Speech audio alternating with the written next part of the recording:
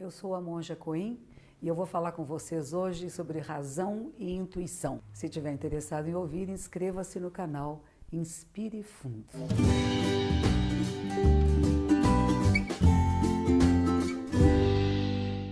Razão ou intuição? Será que se opõem?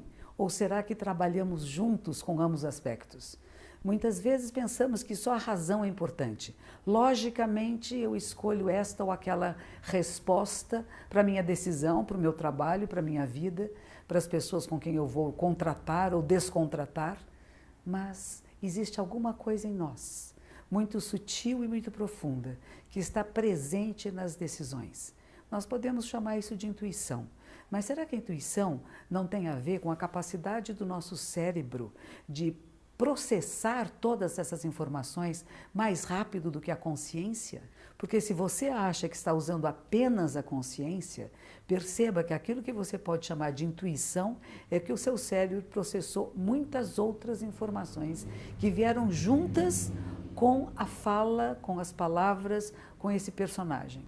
A intuição está conectada com a razão, mas às vezes não percebemos a mente lógica, que seria essa parte superficial da consciência, que ainda trabalha no plano da dualidade, muitas vezes ignora um plano mais profundo. Todo o meu corpo está comunicando alguma coisa com vocês.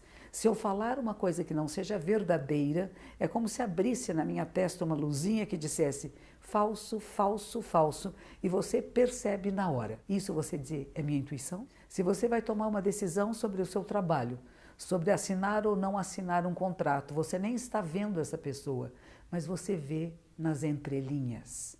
Qual a intenção que está colocado na entrelinha? Algum detalhe que, se para você não soou bem, não faça. Será que só o retorno financeiro é importante para você?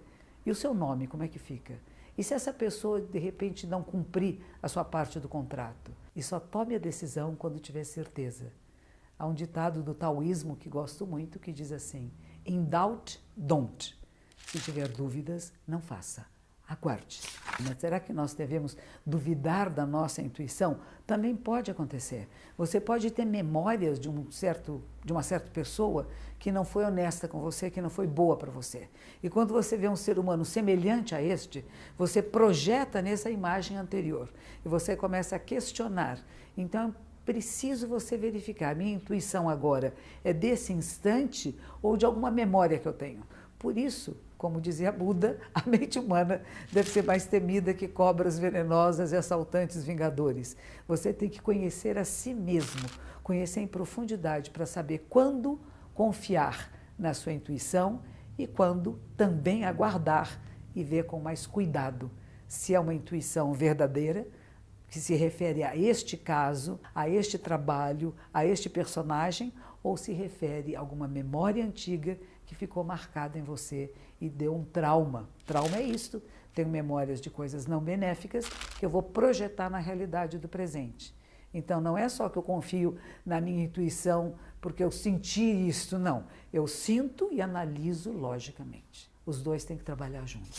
Uma certa ocasião eu trabalhava no templo, na Liberdade. O abade superior havia ido embora, pediram que eu ficasse como substituta durante o período de tempo, eu era responsável por toda a administração financeira, econômica, religiosa daquela comunidade, e resolveram que iam trazer um senhor que viria do Japão, que seria um cargo acima do meu, para liderar essa comunidade.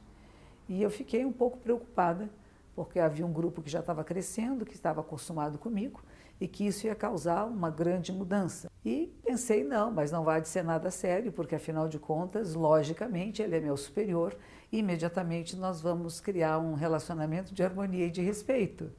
Mas alguma coisa em mim dizia, não vai ser bem assim. E realmente, essa minha parte intuitiva, quando ele chegou, ele ficou muito preocupado que o templo tivesse duas cabeças.